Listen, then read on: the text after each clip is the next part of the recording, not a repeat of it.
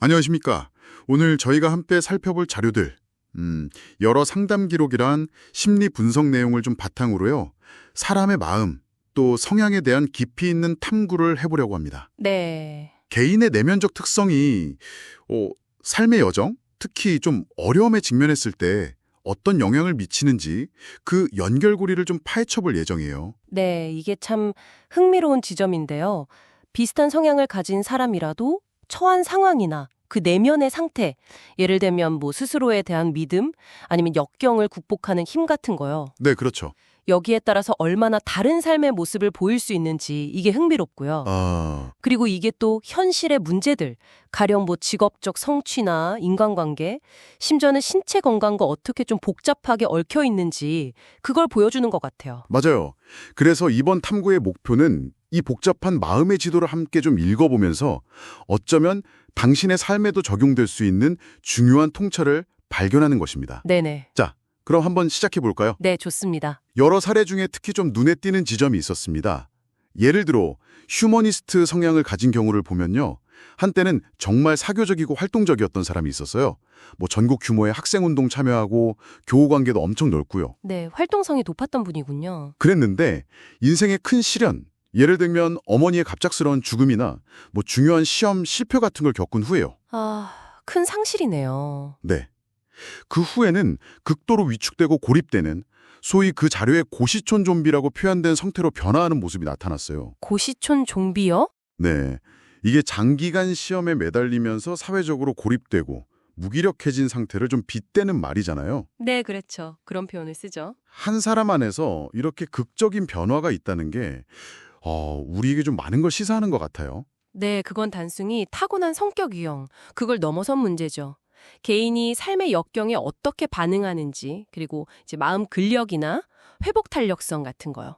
회복 탄력성. 네, 이런 내면의 힘이 얼마나 중요한지를 보여주는 사례예요. 안톤 치호프처럼 뭐 어려운 유년기, 폭력적인 아버지가 있었음에도 불구하고 그 아버지를 이해하려고 노력하면서 그 영향에서 벗어나 작가로 성공한 경우가 있잖아요. 네, 그렇죠. 반면에 다른 사례, 한성태 씨 같은 경우처럼 과거의 어떤 특정 실패 경험, 임용고시 실패라는 그 프레임에 딱 갇혀버려서요. 현재에서 나아가지 못하고 계속 과거를 되돌리려고만 하는 거죠. 스스로 발전을 가로막는 자기 회방의 법칙 같은 그런 패턴에 빠지기도 하고요. 와, 그 자기 회방의 법칙이요. 스스로 발목을 잡는다는 거군요.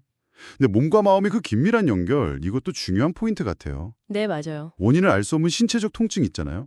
예를 들어 운동선수의 만성 폭통이라던가 또 다른 사례에서는 목 변형이랑 통증 같은 거요. 이게 병원 검사로는 아무 이상이 발견되지 않는데도 말이죠. 그렇습니다. 그게 바로 심리적인 문제랑 연결될 때가 많아요. 그런 신체적 통증이 실제로는 심리적 스트레스나 미처 인식하지 못한 감정에서 비롯된 경우들이 꽤 있었어요. 자료들을 보면. 정말요? 병원에선 괜찮다는데? 네, 흔히 신체화라고 부르는 현상이죠. 마음의 고통이 몸으로 드러나는 거예요. 신체화? 그 운동선수 같은 경우도 어마어마한 부담감을 느끼면서도 그걸 제대로 표현하거나 풀지 못하니까 그게 이제 만성 복통으로 나타난 거죠. 그 메모 중에 내가 왜 울지 하면서 눈물이 났다는 기록도 있었잖아요. 맞아요. 봤어요. 네, 몸이 아니라 마음이 힘들다는 신호였던 거예요. 그렇군요. 그렇다면 자신의 감정을 정확히 인지하고 이걸 좀 건강하게 처리하는 능력이 정말 중요하겠네요. 네, 아주 중요합니다. 그런데 많은 사람들이 자신의 진짜 속마음, 뭐 불안이나 좌절, 자책감 같은 거요. 이걸 직면하기 좀 두려워하거나 아니면 문제의 원인을 자꾸 외부 환경이나 다른 사람 탓으로 돌리려는 경향이 있는 것 같아요. 자료에서도 좀 보였고요. 맞아요. 그게 사실 더 쉽다고 느끼니까요. 하지만 근본적인 변화는 종종 자신의 내면, 특히 깊이 뿌리 내린 신념, 예를 들어 나는 부족하다라던가 과거의 실수를 만회해야 한다 같은 그런 생각들을 정면으로 마주하고 이걸 좀 재구성하려는 노력에서 시작돼요. 내 안에 신념을 마주하는 거요? 네. 단순히 외부적인 해결책, 더 나은 직업 찾기, 아니면 특정 기술 습득, 이런 것만 추구하는 걸로는 좀 한계가 있을 수 있다는 점을 기억해야 합니다. 결국 자신을 이해한다는 것은 단순히 나는 INFJ야, 나는 외향적이야, 이렇게 딱 라벨을 붙이는 걸 넘어서는 거네요. 그렇죠. 내 안에서 반복되는 생각이나 감정의 패턴, 특히 나를 좀 힘들게 만드는 것들, 그것들의 근원을 탐색하고 또 그것이 현재의 나의 선택과 삶에 어떤 영향을 미치고 있는지 알아차리는 과정. 이렇게 볼 수 있겠어요? 정확합니다. 바로 그거예요. 그리고 가장 중요한 것은 그러한 패턴을 인식했을 때 이전과는 다른 선택을 할 수 있다는 가능성을 발견하는 겁니다. 아, 다른 선택의 가능성. 네. 과거의 경험이나 현재 겪고 있는 어려움이 우리 미래를 완전히 결정짓는 게 아니에요. 오히려 그것을 우리가 어떻게 해석하고 어떤 태도로 반응하느냐, 이것이 변화를 만드는 결정적인 열쇠가 될 수 있습니다.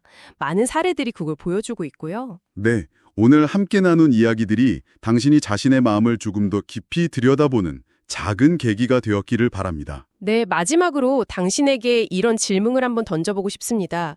혹시 지금 당신의 생각과 행동을 남몰래 이끌고 있지만 아직 당신 스스로는 명확히 인식하지 못하고 있는 그런 숨겨진 마음의 틀이나 강력한 믿음은 없을까요? 한번 생각해 보시면 좋겠습니다.